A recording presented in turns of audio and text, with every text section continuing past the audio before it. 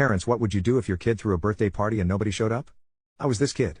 I only had one birthday party in my entire life. My parents tried really hard.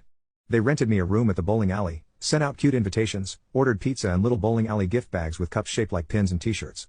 I didn't really have any friends at school, but I invited everyone in my class because I wanted to be nice and my mom wanted me to have a great first birthday party. I had the youngest parents in school. I also had the only parents who were still together in my class.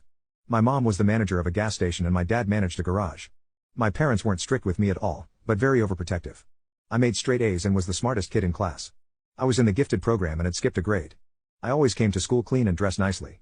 I was one of the poorest families in school, but my parents made sure nobody could tell.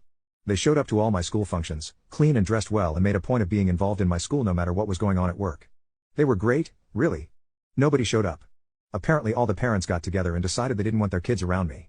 My teacher Ms. Jackson decided she didn't like the poor kid who was doing better in school than her little Colby. So she held a meeting at her house with all the other parents and convinced them they shouldn't let their kids come to my party. She made points on everything ranging from my parents being alcoholics, to me being a bully. My parents had never touched alcohol in their life, and I barely even spoke in my class. She also said my mom was promiscuous, and my dad had paid her. The claims were insane.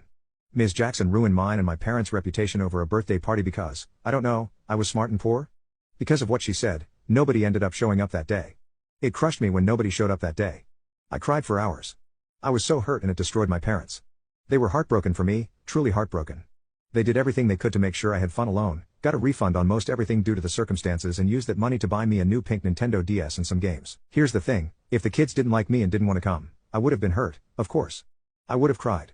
But there's a big difference between a bunch of stupid 10-year-olds not showing up compared to a 40-year-old woman defacing a child and her parents to prevent anybody from going to said child's birthday. When my mother had found out about this, she was not going to let it slide.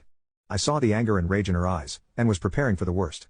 On Monday morning, she slammed the doors to my school open, causing